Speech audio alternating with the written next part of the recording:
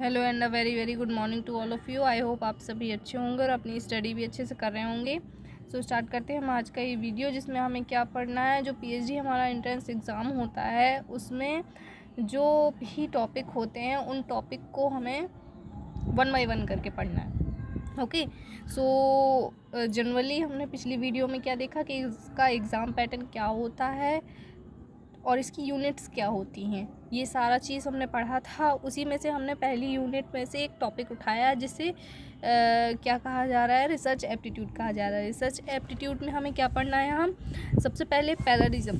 पैलरिज्म क्या होता है? पैलरिज्म होता है जो भी हम रिसर्च कर रहे हैं, जिस भी टॉपिक पे जनरली रिसर्च किन टॉपिक्स पे की जाती है, सबसे पहले हमारे पास एक प्रॉब्लम होनी चाहिए।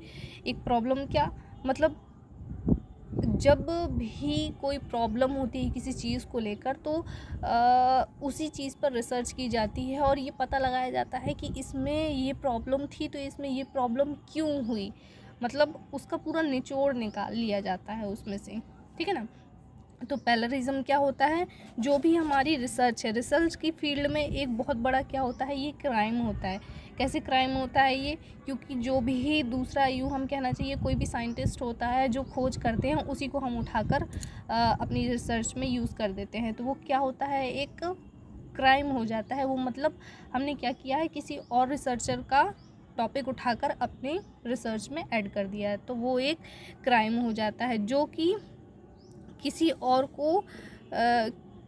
और के डेटा को अपनी थीसिस में यूज़ किया जाता है, लिखा भी है, किसी और के डेटा को अपनी थीसिस में यूज़ करना क्या होता है, पैलरिज्म होता है। इसको जानने के लिए क्या किया जाता है, सॉफ्टवेयर बनाया गया है जिसे क्या कहते हैं, टर्टिन की कहते हैं। टर्टिन के माध्यम से क्या किया जाता है, इसमें इसको चेक किया जाता है कि ये किसी और की रिसर्च से आपका टॉपिक उठाया गया है या नहीं। यदि आपने किसी और की रिसर्च से ये टॉपिक उठाया है तो वो तुरंत ही अपन को पता चल जाता है, जिसको हम क्या कहते हैं, टर्टिन कहते हैं। ये याद रखना है आपको। हो गया, तो ये हुआ पैलरिज्म, पहला क्वेश्चन।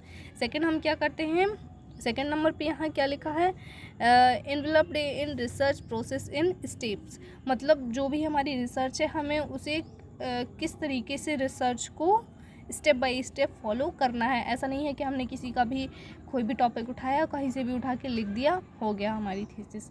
नहीं, इसके लिए क्या है, स्टेप्स होते हैं।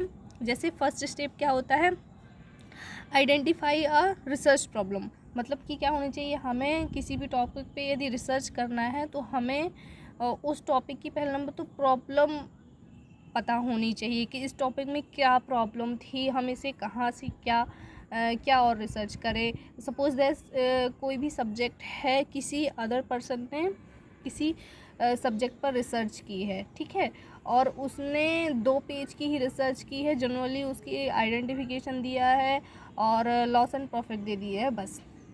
तो उसकी प्रॉब्लम क्या थी कि उसने सिर्फ उसमें डेफिनेशन दी है और उसका लॉस एंड प्रॉफिट दिया है, दैट्स इट। तो आपको जो अपनी रिसर्च लिखनी है वो ऐसा नहीं है कि आप वही उठाकर उसमें लिख दो, नहीं, आपको उसके आगे से उसकी रिसर्च लिखनी है कि इसमें आइडेंटिफिकेशन तो दिया ही है, प्रॉफिट एंड लॉस दिया है, तो आपको उसके आगे से उसकी रिसर्च करनी है। ओके, हो गया।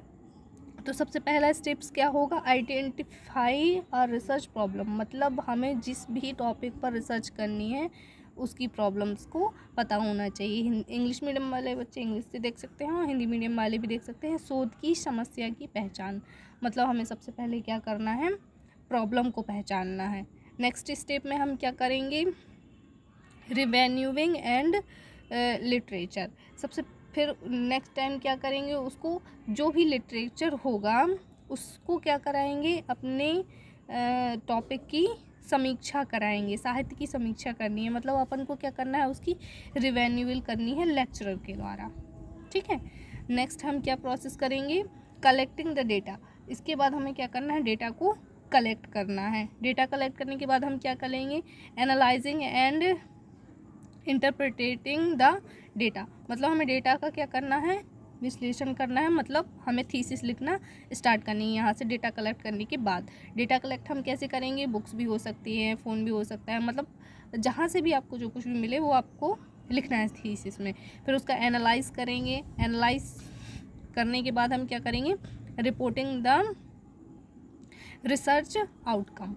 इसके बाद हमारी जो है रिसर्च की थीसिस क्या हो जाएगी, उसकी एक रिपोर्ट बनाकर और हम मेंशन करेंगे। क्लियर हुआ? तो ये क्या हुए हमारे इन्वेलप्ड इन रिसर्च प्रोसेस के टाइप्स हुए। ठीक है, इन टाइप्स को अच्छे से आपको पढ़ना है।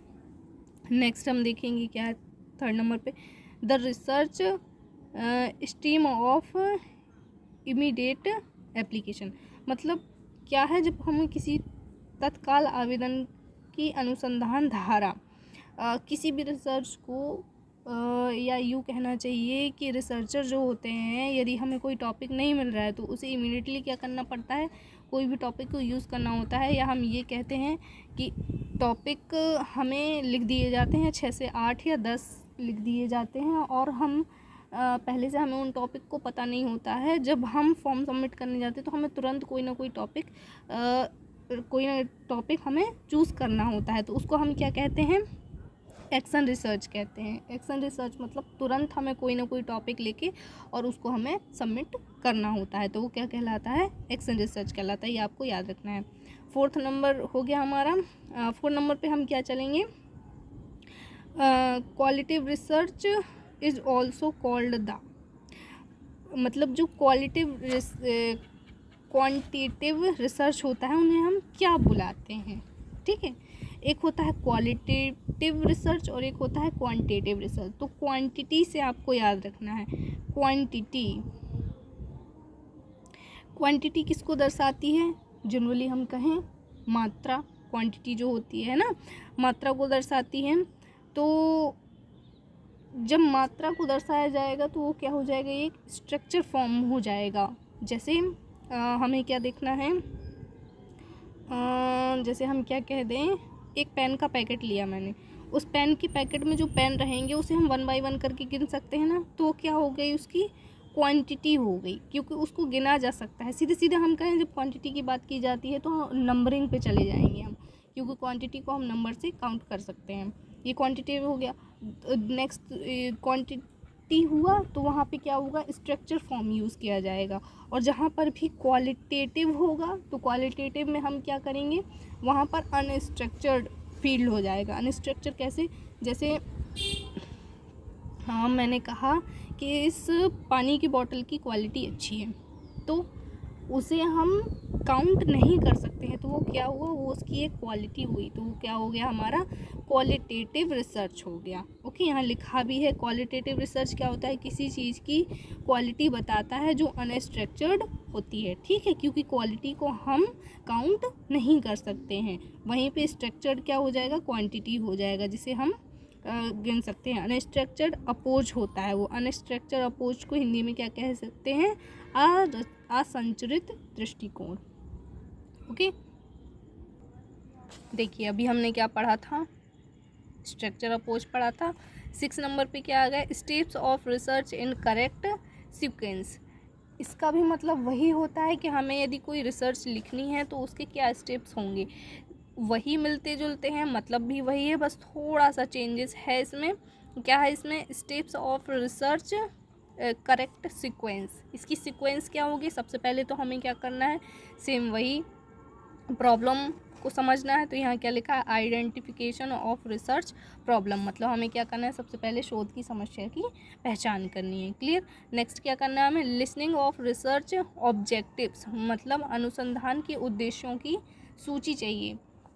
हमें सूची कैसे चाहिए होगी, मतलब लिसनिंग ऑफ रिसर्च ऑब्जेक्टिव्स, हमें सबसे पहले तो क्या है, समस्या की पहचान करने के बाद हमें टॉपिक्स भी पता होने चाहिए। पता कर लिए, उसके बाद हम क्या करेंगे, उसकी एक सूची बनाएंगे, मतलब वही है डेटा कलेक्ट से थोड़ा बहुत मिलता जुलता ये करेंगे। इसके बाद हमें क्या करना है, मैथोलॉजी देखनी है। मैथोलॉजी मतलब कि जब हम अपनी रिसर्च की थीसिस लिख रहे हैं तो हम उसमें किस मेथड से लिख रहे हैं, आपको मेथड भी चूज़ करनी पड़ेगी।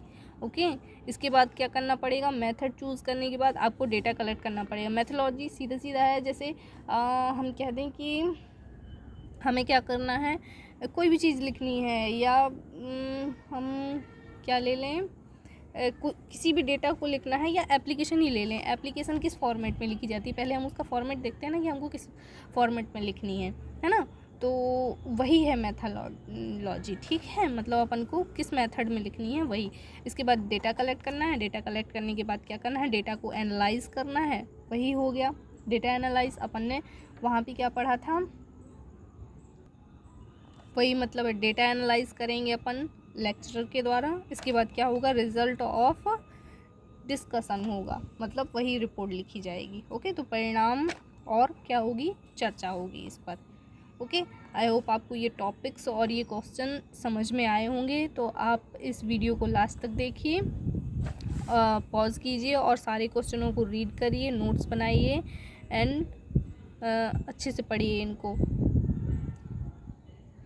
Okay, thanks for watch this video.